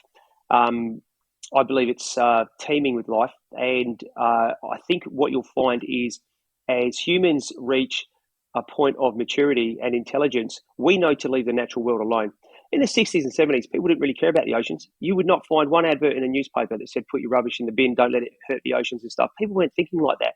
We've now learned not to bulldoze rainforests, not to, we're learning not to touch the natural world. We're learning just to let it be. It needs our absence, not our interaction and all this sort of stuff. It doesn't need us at all. We need it. It doesn't need us. And so I think ET, who would not see us as any type of threat, ET, which is millions of years ahead of us technologically, they would hopefully, and this is what I think they have no need to interact with us and kind of start trying to steer us in their own direction of how they think we should be doing things. I think that they would sit back and say, no, let them be. And when they reach a certain technological point, and who knows what that is, maybe then they will interact with us. But I look at the amount of galaxies, I look at the amount of planets around stars. I can't comprehend how we can be the only biological organism with intelligence in this cosmos when the same building blocks are found everywhere else. Not knowing anywhere near as much as you know, and just trying to use my logic, it would seem the likely course that there has to be something. The numbers are so huge that there'd have to be something created. If we've got so much life on Earth, and like you said, it's potentially teeming with life everywhere, but advanced life for us here on Earth has just been the last couple of 100 years with technology. So Yeah, I'm a firm believer, man. But let's skip off that for now and go back to the sun. I want to talk about the sun a little bit. So Sure. you have some fascinating photos about the sun on your website. You capture solar flares happening, everything like that. When you first told me about taking photos of the sun, when we last spoke after the first podcast we did, I didn't really realize the detailed photos that you'd have where you can really see different colors of orange and yellow mixed with flames and flares coming off the sun. I mean, it is detailed. It's so impressive. I mean, it's sexy to watch the photo. I mean, everyone just go to that website. There should be a clickable link here on the fortune cookie here on Fireside if you're listening live, and you can go to Ray's website and see all the different photos he's taken. But there should be one there on the homepage of the sun, right? Yeah, that's right. Tell me a bit more about the sun. Yeah, so the sun is a fascinating object to look at. So I've got a special telescope in my observatory. I've got a deep space telescope. It's for deep space work. But I've also got a solar telescope for daytime work. And what I do is I point that telescope at the sun during the day. You can put your eye up to that telescope and look directly at the sun. It's completely safe. But you can see things like coronal mass ejections, solar flares, prominences, detached prominences, which are prominences that blow off the edge of the sun or the limb. So I like sunspots, which are magnetic storms. I love looking at those. You can learn a lot about the activity that's going on inside the sun by looking at the features on the surface of the sun. Unlike the moon and a lot of other objects we look at in space, the sun is always changing. So it'll look different tomorrow than it looks today. And that's what's interesting about the sun. Whereas other objects I look at in space, galaxies and things like this, they won't change for millions or billions of years. So once you've seen them, I mean, don't get me wrong, I still like to look at them, but the sun is dynamic in that it's always changing. It's the most volatile and energetic thing in our solar system. So it's kind of cool to look at. But when we see some of those solar flares, the flares might be, let's pretend a flare is the size of my little finger. Earth might be half the size of that. So when you see these explosions coming off the limb of the sun, you know that thing is twice the size of Earth. I mean, these explosions are colossal. Yeah, so it's really cool to look at, and I really enjoy it. What's causing those solar flares and explosions to happen? Just build up of pressure. Is it a big ball of lava, or so, how yeah. is it? Is it just hot gas? No, it's the when we went to school, we were told that there's three states of matter: liquid, gas, and solid. Well, that's not true. There's four states of matter, and the fourth one is plasma, right? So lightning, for example, is plasma. Stars are really plasma, and so you're looking at a ball of plasma, and it is the most abundant form of matter in the universe. Okay, there's more plasma in the universe than any other form of matter, liquid, gas, and solid. So yeah, plasma, which is obviously what stars are made of, makes up all of them. The way stars create energy is that the pressure and the temperature at their cores is strong enough to fuse hydrogen atoms like this. And when those hydrogen atoms fuse, I think it takes 4 hydrogen atoms to form one helium atom. When they do that, it releases massive amounts of energy. Now, you've seen what a nuclear weapon can do. Now, a nuclear weapon like the one that hit Hiroshima, the amount of hydrogen in that weapon was about enough to fill a party balloon, about that much. Tiny amount of hydrogen created that explosion, right? So you can imagine what a ball of hydrogen, which is 1 million kilometers across, can do. That's the sun. So what we're looking at is nuclear fusion all the time. And I'll tell you one more thing about the sun, which is really cool. The sun is trying to blow itself up, right? It is a controlled explosion. For billions of years, it has hydrogen bombs going off, basically because we're fusing these hydrogen atoms, right, at its core, releasing all this light and all this heat as energy. It's trying to blow itself up like this, but its own gravity holds it in equilibrium like that. So its own gravity is holding it like this, steady for billions and billions of years. So it's kind of going like this, trying to blow itself up, but gravity's holding it in place, causing it to make more fusion at its center, causing more heat and light. So it's this perfect nuclear engine that sits there for billions of years trying to blow itself up, but it can't because its own gravity's holding it in. I mean, it truly is quite majestic when you look at the physics which goes into it. But it's been there for 5 billion years. It will be there for another 5 billion. It is the ultimate engine, and it's quite fascinating. How do scientists get the detail of what's happening within the sun when it's so hot to even get near or to study? From what we're aware of, anyway, you'll probably have the breakdown. How do they get all these details about the sun, about what's happening in the core of the sun, and things like that? So that's a great question. So we use a field of science called spectroscopy. We use a couple of other fields of science as well. But when we look at starlight, it looks, if you were to look with your naked eye, the stars look white. Some look orange, some could look bluish. The orange ones are coming towards the end of their life cycle. But when you get that light and you split that light through a prism, the light will branch out into a rainbow. And this is a very, very kind of rudimentary explanation of how spectroscopy works. When that rainbow fans out from that white light, you'll get these lines in the rainbow which are invisible. Like parts of the rainbow are missing, and they're called absorption lines. And what they are is because certain elements in the star that we're looking at, and that could be the sun, it could be one that's very far away. There's certain elements in that star which are absorbing those wavelengths of light, so we don't get to see them. When we fan out the white light into a prism, they're missing, and that tells us exactly what's inside that star, and every star is different. So this is like a fingerprint. You can fingerprint a star, and you can say, hey, that star's carbon rich, that star's helium rich, because the wavelengths that helium absorb are not in that rainbow. So helium is stealing those wavelengths, and we know that star's rich in helium. And we can also then say, well, that star's this old because the hydrogen that's been fused has produced this much helium. So we know how old it is. By looking at the amount of helium and hydrogen left, we can tell you exactly how much longer that star's going to live for. So you can learn a lot just by looking at light. So astronomers are masters of light. We can look at a beam of light coming from a distant star, we can split it, and then we can work all this stuff out. And interestingly, you can even figure out how far away the star is, because if the star's really, really far away, it'll stretch the light out because of cosmic expansion. It's going to be pushing that star away slightly. You can work out that expansion will cause the wavelength of the light to also expand. So you can work out by judging how much that wavelength had expanded. You can say, okay, expanded this much. And mathematically, you can say, well, that star must be this far away. So you can get a lot of information from just a little tiny dot of white light in space. You'd be surprised. Interesting that. Now, next question I want to ask, I don't want it to sound silly because there's probably a little bit more of an obvious answer that I'm thinking, but I have still some curiosity within it.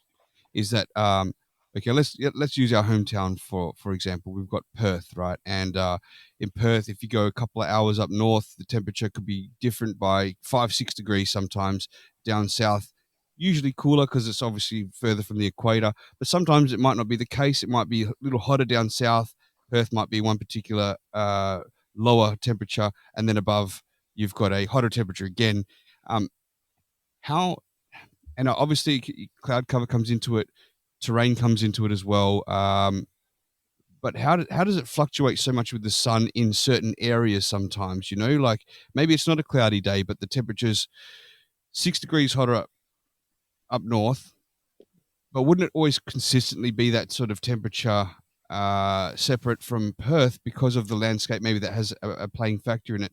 Sometimes I just wonder, like it's quite different in certain areas, and I'm going to put it down to terrain and cloud cover. But are there any other elements that make it like that? Yeah. Because I have another question that will follow on to this. So sure. Okay. So in a nutshell, the reason that the north of Australia is hotter than the south of Australia is because the atmosphere is the sun has to go through a much shorter, thinner atmosphere. Basically, what I'm saying is if the sun is directly above you, it can go straight through. But if the sun is coming through on a long angle, it's got to go right through a lot of gas in the atmosphere, and a lot of that infrared radiation is reduced. That's why in Australia, the southern places are colder than the northern places, and but also moisture in the air. If depending on where you are, so you might have a lot of evaporation off the ocean. It may form cloud, it may not form cloud, but then the heat has got to come through, and it's called humidity. It's got to challenge that too. So that's why you get all these variations. Because they're not huge variations. I mean, several degrees. But I was just wondering now. Do you know what the temperature of the sun is running? Is it a couple of thousand degrees or something like that, or a lot more than that? Oh, I think it is. You got me there. roughly? The temperature of the sun, yeah. So, well, there's different parts. The hottest part of the sun, where it's the core, but then you've got the coronosphere, which is the atmosphere. Then you've got the photosphere, which is beneath it. I think from memory, the corona is about 5,000 degrees hotter. No, don't quote me on this. I'll have to Google this later. But I think the corona is hotter than the photosphere, even though it's further out, and it's kind of like the atmosphere of the sun. We don't know why that is. That's still a big mystery. So NASA have sent a probe up there called the Parker probe, and this thing's made from. I'll tell you something funny about that probe in a sec. This probe is made from materials that you could blast them with a welder all day long. It's not going to melt. So it's actually touching the corona at the moment. It's flying in and out of the corona to get measurements and kind of sample the corona, because we don't know how it's possible that the corona can be hotter than the actual surface of the sun. But the Parker probe is doing, speed-wise, it's the fastest man-made object, and it is traveling at, I think it's doing about 150 kilometers per second, so around 120 or 110 miles per second. That's how fast that thing can go. So, and it's going to speed up as well, because what they're doing to make it travel so fast is they're doing gravitational slingshots around Mercury. So, so that's this, spacecraft about the size of your car. Think about something 120 miles or 150 kilometers away. It can do that every second. That's how fast this machine's going. So that's pretty cool. Amazing. Yeah, it is amazing. So there is something we can send into the sun without melting. There is something we can send to the sun without melting. Yeah, you can't put it in the sun or land it, but you can certainly fly through its atmosphere, and that's what it's doing at the moment. So yeah, this is pretty good research.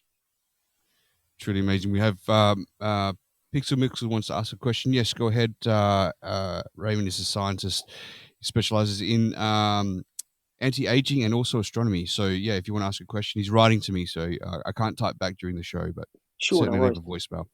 Now, so for me, another question for you is besides the planet Earth, and now besides the sun, what planet in our own solar system is the most fascinating for you, and why? It's not a planet; it's a moon. So there's two moons. Yeah, two moons that I'm besotted with. One is called Enceladus. That orbits Saturn, and actually probably three. Titan as well. I'm a big fan of Titan, which also orbits Saturn. But I like the ice moons. Now, we know that there's a lot of ice moons in our solar system. There's one that orbits Jupiter called Europa.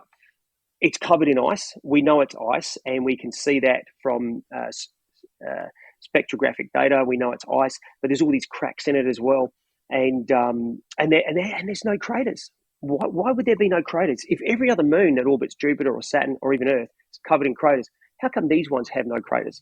Well, it's because there's active geological processes going on, and there's also weather, right? Now, when I say weather, what's happening is, and we saw this on Enceladus when the Cassini probe passed Enceladus. Enceladus is an ice moon.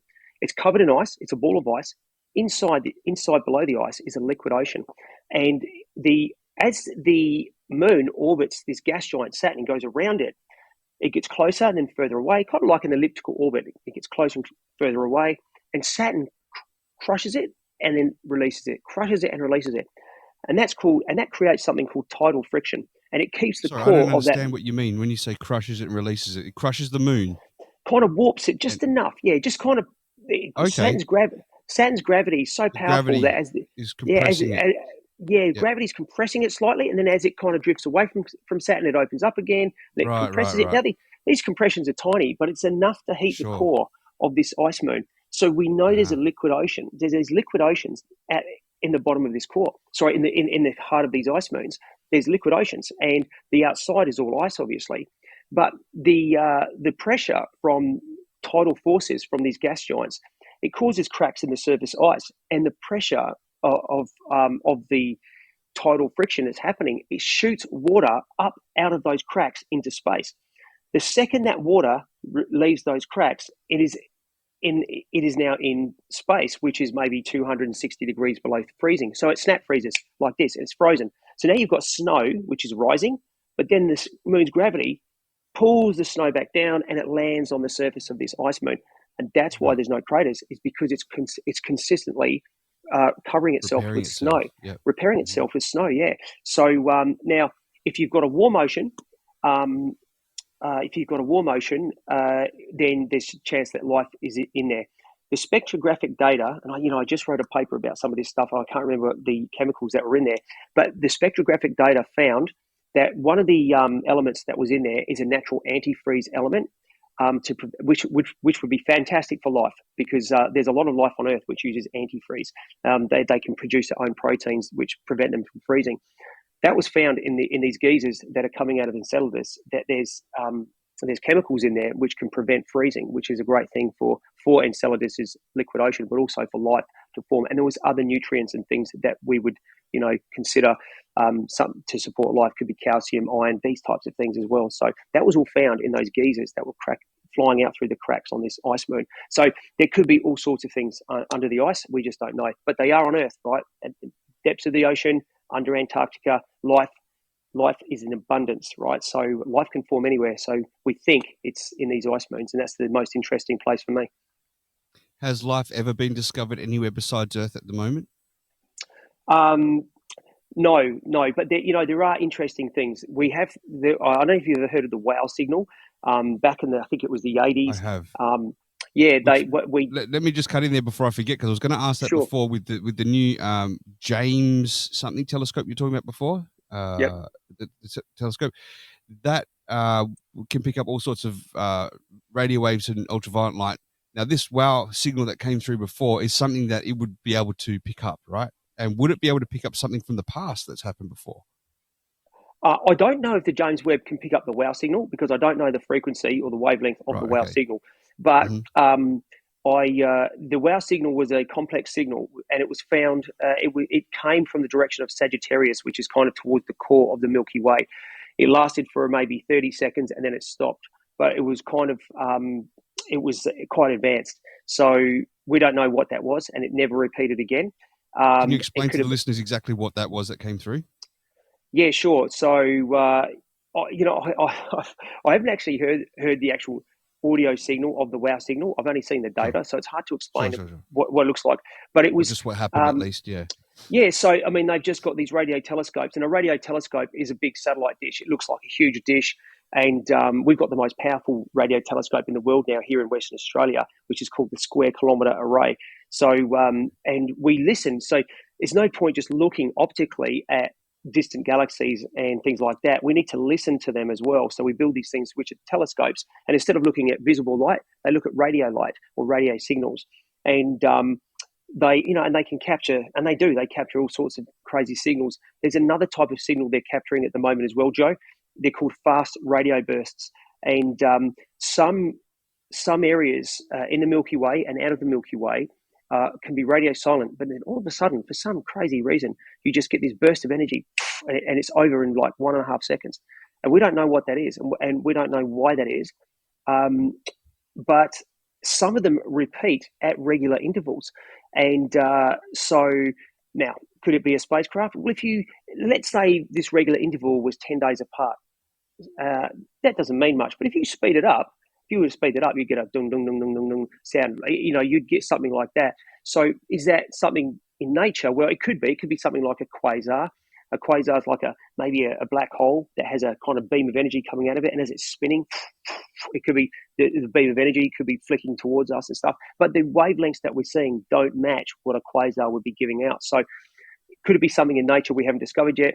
Possibly. Could it be something else? Possibly. So huge questions, man. And a lot of people trying to work out what these things are. That's fantastic. Just want to let the listeners know we're starting to tail off towards the end of the podcast shortly. So if you do have any questions, now's your chance to chime in and ask Raymond while he's on the show with us. He will be back again in future, but definitely try and catch him while you're on this show if you want to ask anything. Ray, I want to ask you another question. Is Mars? There seems to be talk about people saying there used to be life on Mars before, oceans, things like that. Can you give us an update on what you're aware of whatever happened with Mars before, if maybe there was human life on there or just other life forms?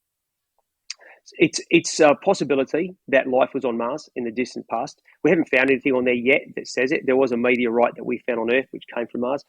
It had these kind of strange looking things on it. People debate whether that was life or not.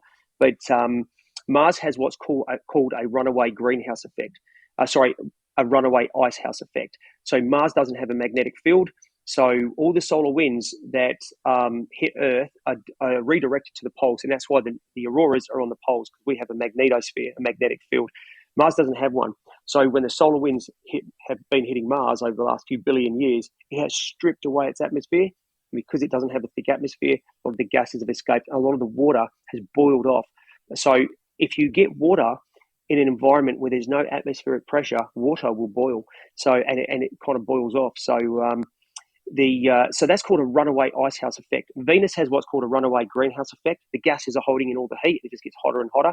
Probably won't get hotter than what it is. But back to Mars, the building blocks for life are found in space.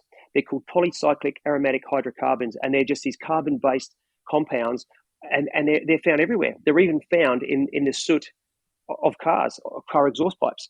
They're found all through the cosmos, and they are the building blocks of life, one of the building blocks of life. They're found everywhere. So there is an idea called panspermia, that life was seeded from space on Earth, and that these things floated into our atmosphere, and they do all the time.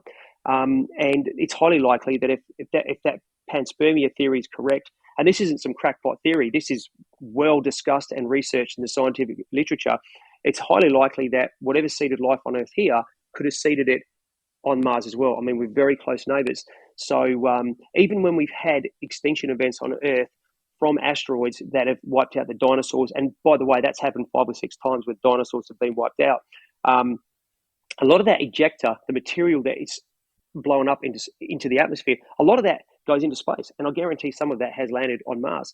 So that's how these planets can infect each other over billions of years. There are mechanisms that planets have where they can transport life from one planet to the other. So we don't know if life ever existed on Mars, but it certainly had all the same building blocks and kind of a very similar environment, the same temperature, the same type of atmosphere, oceans and rivers. It had all that at one stage in the past. So we don't know what was there.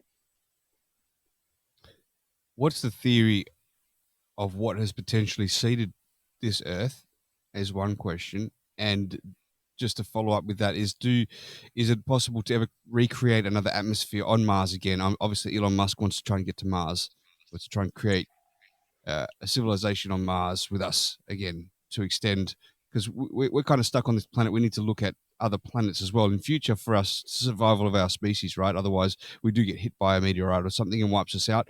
We haven't got like a backup plan. So is there potential to start create another atmosphere on Mars is one question. What's the theory of seeding life here on Earth before? Yeah, so the theory of seeding life on Earth here, all our proteins are made from amino acids, and our DNA is made from amino acids. Our DNA is nothing more than sequences of amino acids, and amino acids can be made simply from electricity hitting water, right? So if you get a bowl of water and you run electricity through it, and there's going to be some minerals in that, maybe some potassium, some sodium, and a bunch of other things. What happens is amino acids form, other molecules form as well. So for billions of years, or for on Earth here, lightning was hitting lakes and rivers, and lightning is fantastically powerful, seeding some of these primordial lakes with amino acids. So it's no coincidence that our proteins and our DNA is amino acid based, because those building blocks became available and they were in abundance once lightning had done its work, and it continues to do its work. Amino acids were quite plentiful. And now plants make them, and we eat plants, and so we think that there is a connection between the amino acid abundancy on the planet and just by luck, we are amino acids, but our DNA is based on amino acids. So there's kind of a huge coincidence there, and if you connect the dots, it looks like that's how life was seeded. There's obviously a lot of other interplay there, but with the amount of genetic variation and mutations that do happen in the natural world, especially in the primordial world, a lot of those mutations didn't work, and they would just fizzle out into nothing. One mutation might work, then a trillion other mutations take place, they don't work, and then one works again, making us more advanced. Slowly, we were a bacteria, then we evolved into something with legs or that could move, we developed eyes, and over billions and billions of years, we ended up here. So in relation to how life was seeded, we're getting very close now to, we can even get different amino acids that aren't found in the human body and make our own genomes to make new proteins and not life yet, but we're getting that advanced with this type of research. So our understanding compared to 20, 30 years ago is light years ahead of where we were. And with terraforming Mars, there are so many great papers on this. Some people, we're identifying bacteria that you can release into the Martian atmosphere that will start doing the terraforming of the atmosphere for you. There is literally trillions and trillions of tons of ice locked on the ice caps of Mars and under the surface. A lot of that dust on the surface of Mars that you see. When some of those spacecraft have come in and landed, they've used these little jets to soften the landing, and they've got a parachute. But just before they land, they have these little jets to kind of slow it right down, and it lands. Well, it blows all the dust away, and underneath is just ice. And that's not at the polar ice caps. That's in the middle on the equator. So we know a lot of the water on Mars is locked up under the orange dust. Water is made from hydrogen and oxygen. So you've got all the oxygen you need to breathe, and you've got hydrogen, which is a fantastic fuel source. So Mars is just begging for us to go there and start engineering it. Wow. So there's a whole ice surface on Mars right now, but it's layered with dust on top. That's what it looks like. Yep. That's bizarre to me. So I thought it was like the hot planet, thinking that it would melt away, but it's a cold planet. It is a cold planet. A hot day on Mars is about 1 degree Celsius. So it's quite cold there. Yeah, you won't be sunbaking. It's cold. Okay. It's cold. But we can change that. I mean, we can terraform it. I mean, we're doing it here with carbon. We're heating up our atmosphere with carbon. And that heating up will also cool it down in winter. So global warming is an incorrect term. But on Mars, we can easily do it there. It's got all the building blocks that you need. We, by the way, I should let you know, we're genetically engineering plants at the moment so that they can live and grow in Martian conditions. We know what the soil's rich in. We know what nutrients are available, or minerals and things like that on Mars. We know that. So we're looking at tailor-making certain plants that you can put in the Martian soil in those temperatures with that amount of sunlight that will thrive. That's all happening now. So I would say we're looking at maybe 10 to 15 years before you start seeing people planting stuff on Mars. Wow, that's truly amazing, man. It's in our lifetime that we're going to see this sort of thing. Yeah, we will. Absolutely wonderful. All right, we're going to just start to wrap it up there, Ray. I think the time is just perfect right about now. But please, would you be a guest again on this podcast? It's always awesome to have you on here, and we'll definitely be choosing some subjects to go into. But is there any sort of last final thoughts that you want to put out there to the listeners for this particular podcast? Final thoughts. Not really. No, I was going to talk about asteroids hitting us, but I've already done it, and I'm not going to. Do you want to go into that? We're cool to do that if you want. I think people would be surprised. I think people should Google how many asteroids there are around the sun, and then have a look at just how densely packed we are. And you might lose a little bit of sleep at night, but it's pretty cool to understand. And then have a look at how many impact craters there are on Earth. I mean, there are a lot, and you'll see how often we get hit. So it's just interesting to know and have this bit of knowledge behind you. Well, I think seeing on the Joe Rogan podcast, Graham Hancock talking about that once, I think there's 2 times a year where we pass through a belt of like lots of asteroids, and he's basically holding his breath for that month or so each time, because we almost get hit really, really closely. Can you tell us a little bit about that particular situation, that belt that we pass through? From my observatory, I can actually look at asteroids, right? I put a camera on the telescope. The camera takes maybe a 10-second exposure, so the shutter opens and it stays open for 10 seconds. And you'll see all the background stars as white points, but then you'll see this little oblong, like little line in amongst those stars. So I see asteroids all the time, and I can see how many are up there, and I can work out how close they are. My software tells me how close they are anyway. But yeah, it's a problem. They're up there, and they're not going away. So the best defense we've got is to have an early warning system. And there is a good early warning system at the moment. But if I'm being totally honest, it doesn't cover every part of the sky, every section. It only covers where we think the most chance of what direction they're going to be coming from. And that is a plane around the sun, which is similar to the planets, but maybe 90 degrees to that plane, below and top. We don't really look at those areas for asteroids because we don't expect them to come from those directions, but they are there too. So it's worth having a Google. There's lots of cool movies on YouTube which will show just how prevalent these things are, but they're planet killers, and we need to know where they are. Well, that is something to be concerned about. Is there a way that you can break it down for us about the likelihood of being hit in a certain time frame? Is it like within the next 300 years, Earth will be virtually wiped out because we're looking at the statistics of how likely we are to be hit, or anything like that? Have you got some sort of breakdown? So yeah, I don't have any data that we're going to get hit with anything. And to be honest with you, I think if they knew we were going to get hit, would they tell people? Would they tell us? Probably I don't know. Probably not, because what would we do? People would riot, people would stop working, people wouldn't pay their debts. It would be crazy. So I'm not agreeing with that. And that's an interesting debate that I think people should chime in on, because do we have a right to know?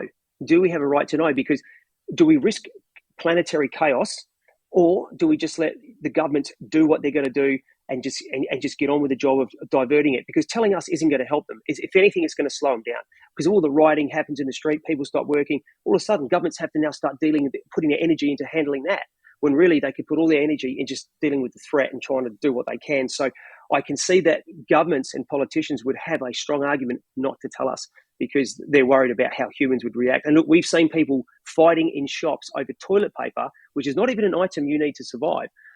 People fight in shops over toilet paper because of the threat of a COVID-19 virus, right? So what are they going to do if they think we're all going to be dead in a week or a month or 6 months' time? So that's an experiment that's never taken place. And I don't think governments would want to test it at the very moment they need to be putting all their resources into handling this comet or this asteroid that could be hitting us. So on that, no, I've never really thought about it like that before, but saying it out loud, I don't think the government would even tell us. If they knew something was coming, they'd do whatever they can to prevent it, but they probably wouldn't tell us until the last minute, unfortunately. So who knows? Would scientists like yourself, or people with the ability to have an observatory to look out into space, be able to see something coming before even the government tells us? Yeah, well, I did. With that spacecraft I saw blow up, the first thing I did was email everybody, and I was transparent. I had 100 calls the next day from the media and the newspapers and other institutions. So unfortunately, I don't know how to keep my mouth shut about things like that, and wouldn't. I didn't see any need to, but yeah, I would be very transparent about it. But I just hope putting that information into the public domain did not end up in rioting and people getting hurt, because when I factor in toilet paper was like getting fights, people were fighting over it in Australia. During COVID-19, people were actually literally hitting other humans to get toilet paper, and that's not even an item for survival. So how would they act if they knew a comet was going to hit? I don't know. So yeah, hopefully I would tell everyone, but hopefully they wouldn't react. Yeah. So it's eye-opening to what you just said, because I have heard this a couple of times before, but now hearing it firsthand from someone who's I consider a friend now, that we could be on the brink any moment, really, and we don't really know. So there's twice a year that we do pass through this particular belt, right? And I mean, are you pretty aware of this particular situation, twice a year that we pass through this belt, or what it's called, or how close it gets for us? Yeah, what I think, so what we do pass through is we do pass through areas where they're more densely packed with asteroids than others, and we also pass through the tails of comets too, right? So there's these comets, but they don't leave asteroids or things that are big enough to cause damage.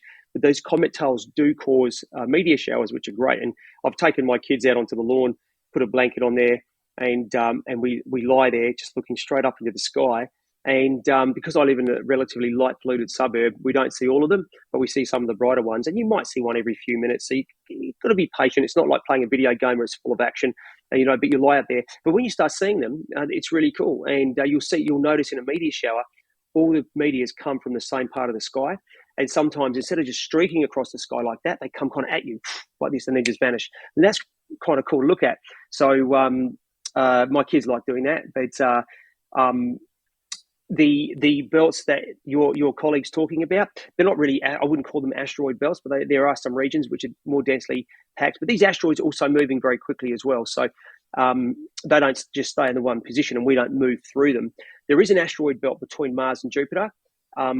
To be honest with you, there should be a planet there. There used to, well, there was never a planet there. There should be a planet there, but Jupiter's gravity prevents a planet from forming. But there's more than enough. This is another conversation that we should have in another podcast. But there's enough asteroids in the asteroid belt to if you could push them all together, you could make new planets. And that's not that far-fetched because they're not that heavy in space, they're weightless. So you could push all these things together and slowly they'd get enough gravity to suck all the others in. So in the asteroid belt, you could clean those asteroid belts up. And of course, for mining, they're full of minerals, gold, diamonds, iron, you name it, it's all up there in space. So, future space tech won't be trying to mine Earth and take it into space because that's hard because we've got gravity. You just take it from the asteroids floating through space, and that's going to be much cheaper and easier to do. Wow. Ray, I want to thank you, man, for coming to this podcast today. This has been fascinating, just like number one. This number two has been great as well. So would you join us again in future? Of course. Yeah, Joe, thanks so much for the opportunity too. I love talking to you, and I'm glad you got some great listeners here listening in. I hope I haven't bored you guys, and we'll come up with some more content for you soon. You're always fascinating to listen to, mate. You're full of really good, detailed information. You tell stories really well. So it's really easy to understand you. So you totally had me engaged for the whole time. I'm sure you had the listeners engaged too. So thank you very much. I'll give you a quick call again straight after this podcast. So thank you, and look forward to the next time, Ray. No worries, guys. Thanks so much Where for can listening. people find you on social media and on your website? Yeah, sure. So you can find me at one of my websites, scienceofaging.life.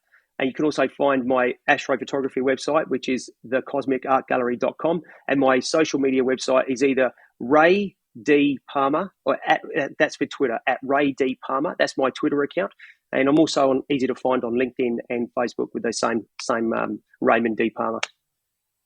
Yep, and if you do want to find at least the social media for Ray, you can go to my Instagram _Rocstedi or my Facebook, the Rocstedi podcast as well. You can clickable links be able to catch up and find out where Ray is on social media.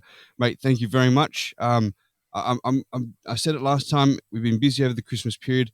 I definitely want to catch up with you. We can make a time next week. I come around, check out this observatory, burn my eyes with the sun, catch a rocket that's being hit by a meteor or something. That'll be fantastic, mate. Yeah. Sure, man. No, I look forward to it. We'll definitely do something in the next week. Awesome. Love it, man. Thank you so much. Have a great day ahead, and thanks to the listeners for joining in on the Rocstedi podcast, episode 33 with Scientist Raymond Palmer. Thank you very much, guys. All the best. Cheers. Bye-bye. Sorry, Joe, I lost you there. My earpod ran out of battery, so just at the end. Oh, it's okay. Perfect. No. Just at the end, I just said thank you very much. Thanks for joining us. Cheers. No worries, guys. Yeah. Bye-bye. See you soon. Bye.